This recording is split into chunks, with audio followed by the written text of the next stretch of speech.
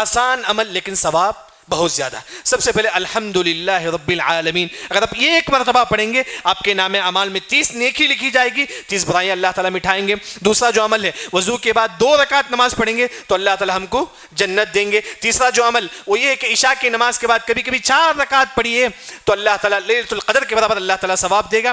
چوتھا جو عمل سبحان اللہ بحمدہ 100 مرتبہ پڑھیں گے، سمندر کے اتنے بھی گناہ ہو تو اللہ تعالیٰ معاف کریں گے. اگر کوئی سبحان اللہ 100 مرتبہ پڑھتا ہے 1000 نیکی اللہ تعالیٰ ہمارے نام اعمال میں لکھیں گے، 1000 برائیاں اللہ تعالیٰ ہمارے نام اعمال سے مٹا دیں گے.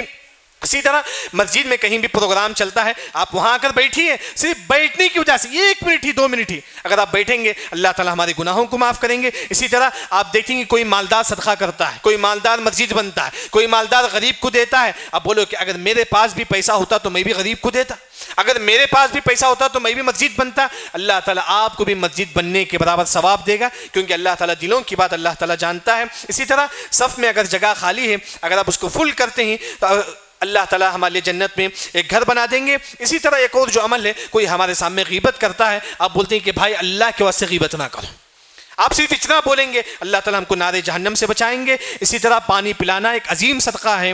اسی طرح بیوہ عورت کو صدقہ کرنا جہاد کے برابر ثواب ہے. آج فون پے میں بیٹھے بیٹھے آپ کہیں بھی بیٹھے 10 500 روپے 1000 روپے اپنی حیثیت کے مطابق بیوہ عورت پر صدقہ کیجیے. اسی طرح تہجد اٹھنا تھوڑا مشکل ہوتا ہے، لیکن اگر آپ سونے سے پہلے 2 رکعت پڑھ کے سو جائیں گے پوری رات تہجد پڑھنے کا ثواب ہم کو ملے گا. اسی طرح روزہ رکھنا، لیکن اگر بغیر روزے کا ثواب ہم کیسے حاصل کریں؟ کھانے کے بعد ہم بولیں گے الحمدللہ اللہ نے مجھے کھلایا، الحمدللہ اللہ نے مجھے پلایا. اگر کھانے کے بعد اگر آپ اللہ کا شکر ادا کرتے ہیں اللہ تعالیٰ آپ کو روزہ رکھنے کے برابر ثواب دے گا. اسی طرح اگر کوئی مسلمان پریشان ہے، چاہے بزنس کے معاملے میں ہو، چاہے بیوی بچے کا ٹینشن ہو، چاہے کوئی بھی اسے ٹینشن ہو، آپ بولتے اسے تسلی کی کچھ بات آپ بولتی ہیں اس کے سامنے، کچھ بول آپ اس کے سامنے بولتی ہیں تسلی کی، تو اللہ تعالیٰ آپ کو کل قیامت کے دن عزت کا لباس اللہ تعالیٰ ہم کو پہنائے گا. اسی طرح مسجد وغیرہ میں خاص طور پر جمعے کے خطبے میں ہو یا کہیں بھی پروگرام میں ہو، اگر جگہ نہیں ہے آپ دوسروں کو اگر آپ جگہ دیتے ہیں